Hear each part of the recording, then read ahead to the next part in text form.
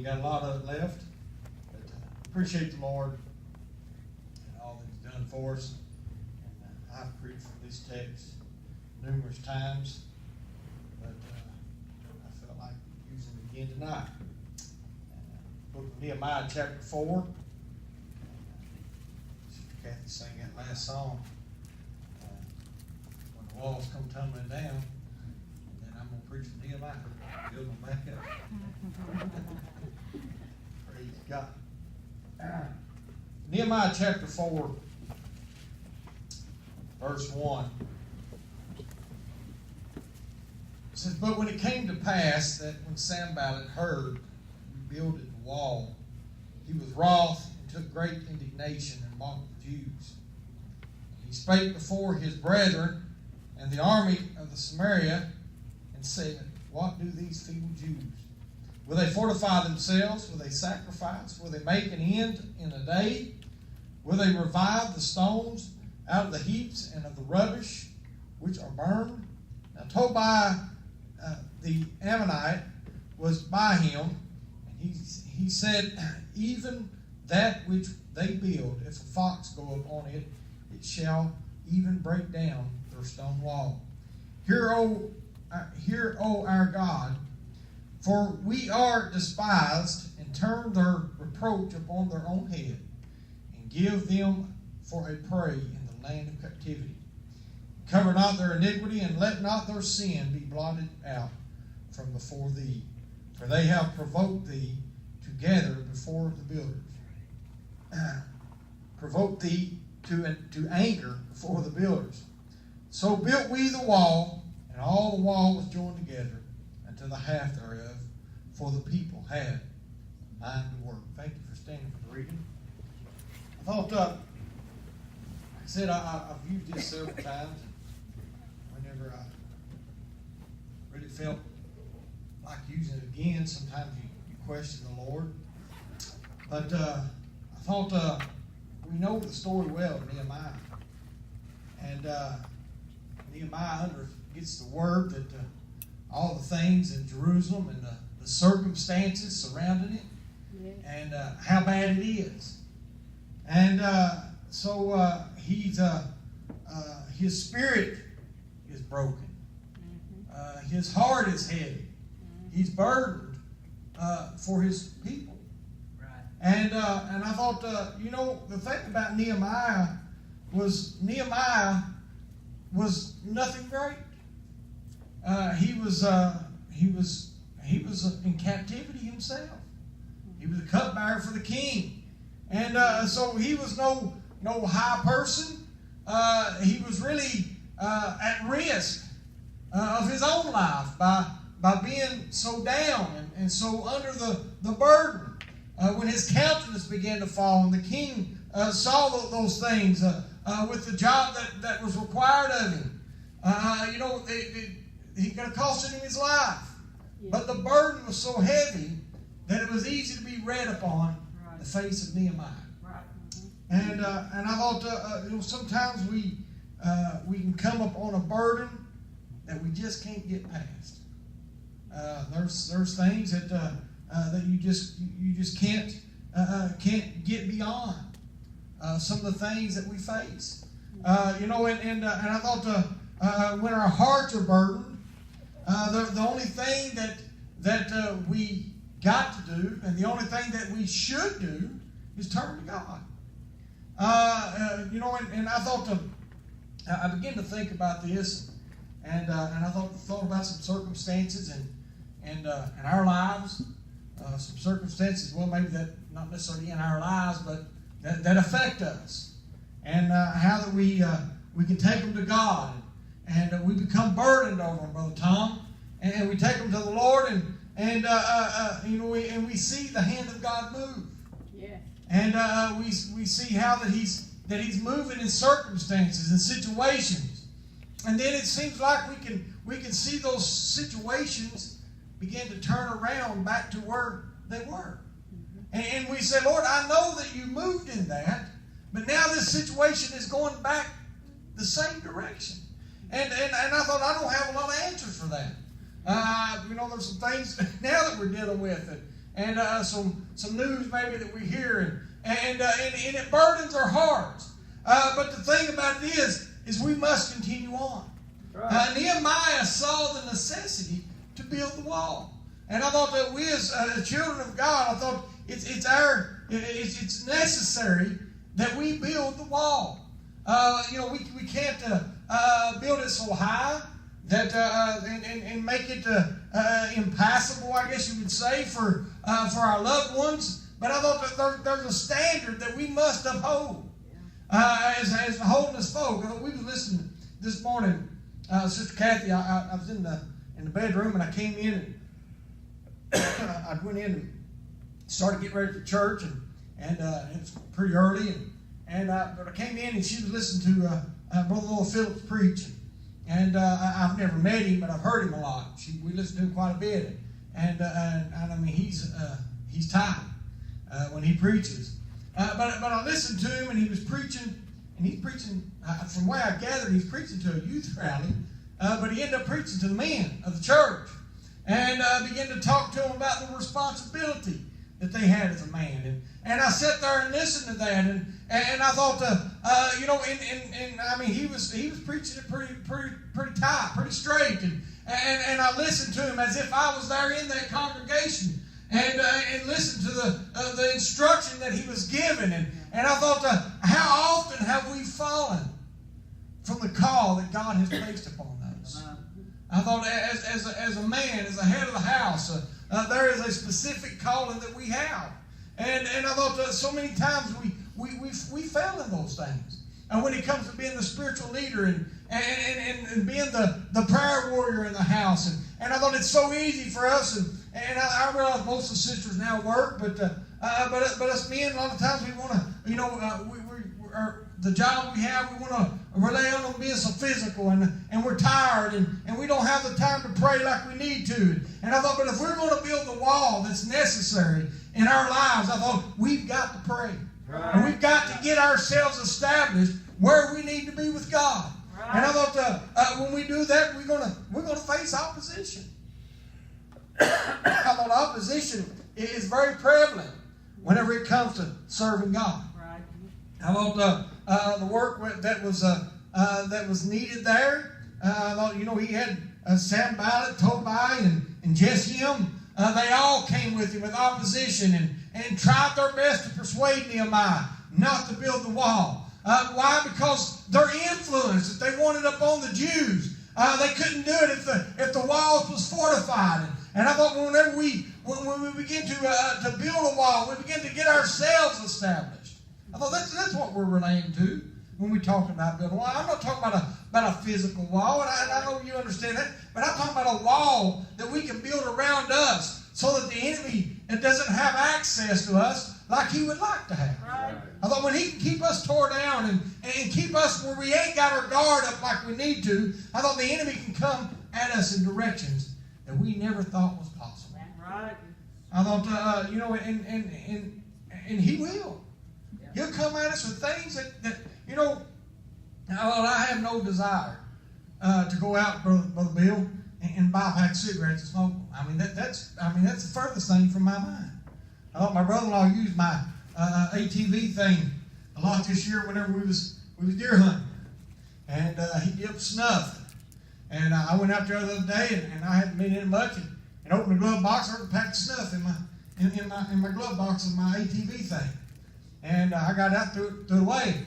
And I thought I was back there in the morning. I thought I wasn't tempted. Nobody's looking. Let me put a big dip of this in my mouth. That didn't cross my mind.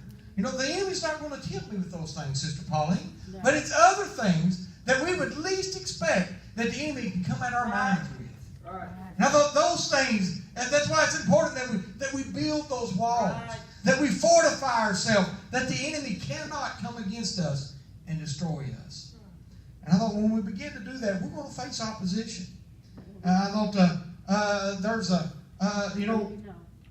a lot of things that we face that if we begin to establish ourselves and strengthen ourselves, we're going to find out that the opposition is going to be great. And I thought if we're going to get the job done, oh, we've got to do it together. Right. Well, we've got to build it together. I thought the last part of that I read, it said, so we built the wall, and all the wall was joined together unto the half, for the people had a mind to work. I thought when the people got their mind together, I thought things was accomplished. Yes. I thought if we're going to work together, I thought then we can't be slothful. I thought we've got to have a desire. I thought, I work with a fellow. He works for me, and he's a good guy. And if I ask him to do something, he does it. But he's one of those guys, Brother Bill, that whenever a job gets done, he wants you to see that job is done. And I don't care how many people helped him do that job. He's the one that got it done. I mean, he'll tell you, I got this done. The other day, there was some stuff that was getting done, and I walked by, and he had Keith out front, the new owner, and he was telling him what they got done and how he got it accomplished. And I just shook my head, and he knows him too. And I walked on, and I thought, it's easy, and it was necessary that it got to be done. And I thought, and we understood and we knew that he didn't get it done by himself. But I thought that the problem was he was building himself up. And I thought we've got to realize that we're in this together. Right. I thought there's no big eyes in this. I thought it's all about who we are. We're getting it done. And I thought we come together under the leadership of our pastor, and we work together as a church. And I thought we're going to see things accomplished. Right. We're going to get the walls built that's needed. I thought, it's easy when we come to church tonight, and I'm glad everybody's here. Amen. But we're moving a little slower. Brother Steve and Sister Michelle's not here, and others are not here, and I look around here. Brother Ralph, Sister Me's not here. Brother Jimmy, Geraldine, they're getting older. Brother Jimmy's not able to get out like he was, and when you look around, you see those things. It troubles your heart. Yes, it does. But I thought the thing is, we've got to continue on. That's right. We've got to build. We've got to stay established. And I thought when we do this, I thought we'll see things come together. Yes. Not only must we have a mind to work, I thought we've got to be in one accord. I thought Philippians 2:2 teaches us, fulfill ye my joy and be like-minded, having the same love, being of one accord and of one mind. And I thought when we come together in one accord, I thought things is going to happen. I thought when we come to the house of God and we've all got a mind to pray. I remember several years ago, back in the old building, and we'd had a series of revivals there, and we got to where we was coming to church early, and we'd go in different Sunday school rooms, and the brothers and the sisters, and we'd get down and we'd have prayer before the church services began. And I thought we were having wonderful revivals. We were having results. Yes. But although the thing happens, what caused that, we were getting in one mind. We were getting in one accord. We were coming together. And although we began to build the walls to fortify ourselves, not that we want to come in and put ourselves where nobody can reach us, that we can't reach others, but we were building a wall that the enemy couldn't get in.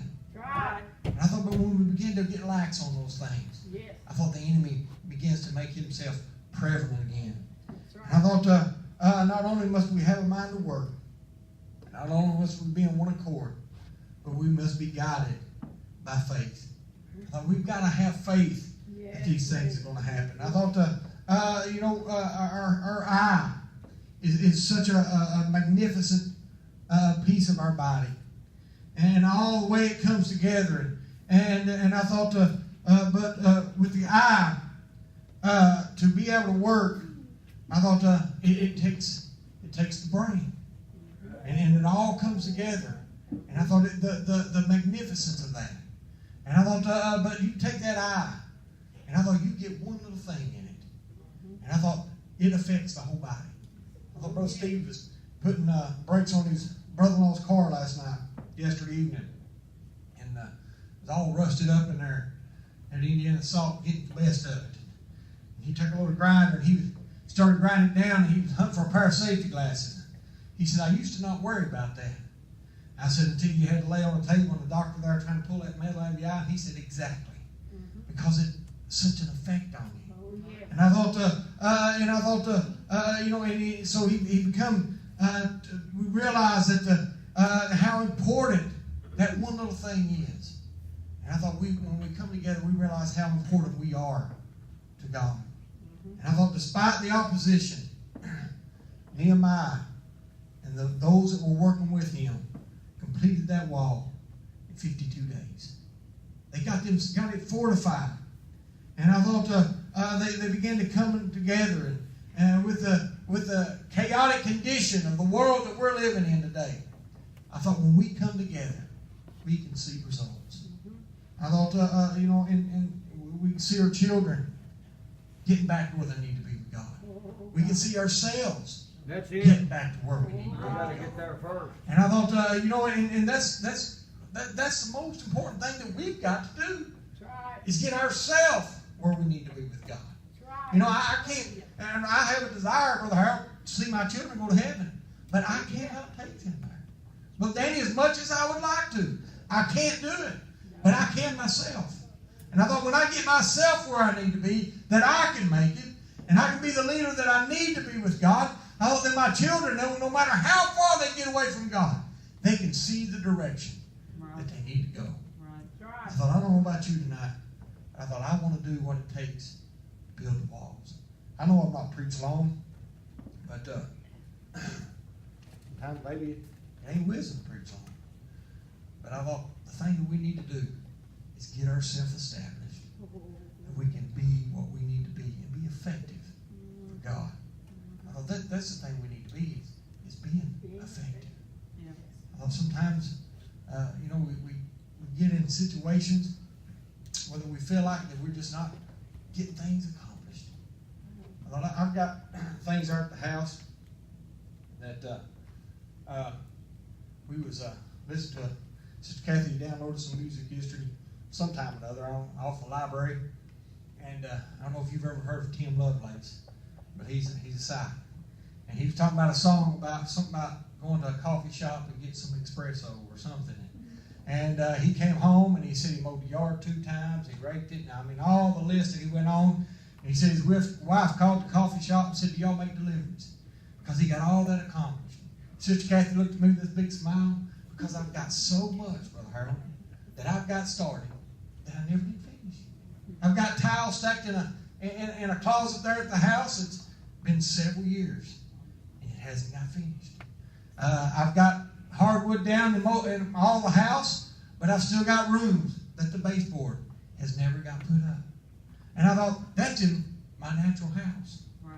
But I thought, what about in our spiritual house? Right. How much stuff are we simply leaving undone? And I can't say that I'm too busy, because I have wore the couch out this winter. All I had to do was got a miter saw and some trim, and I could have got all that baseboard done, but it was easier to just sit and relax. And if we're not careful, we'll do the same thing spiritually. Right. We'll just sit and relax. Yeah. Oh, I'm okay. All the house was warm. I mean, we can turn that fireplace on, put that box fan in front of that thing, and pull that heat out of there. Oh, it feels good in there. But there's still things that need to be taken care of. And I thought, let's don't do that spiritually. Let's take care of them. So that come gets us on tonight. I hope I've helped you. That's all I had. And like I said, a lot of times I hate going back to something I've used before. When I pray and I feel like it's what God wants me to do, that's all I've done. I thought, it's necessary, because we as a people got to get a mind to work. So that gives us all tonight. Let's pray.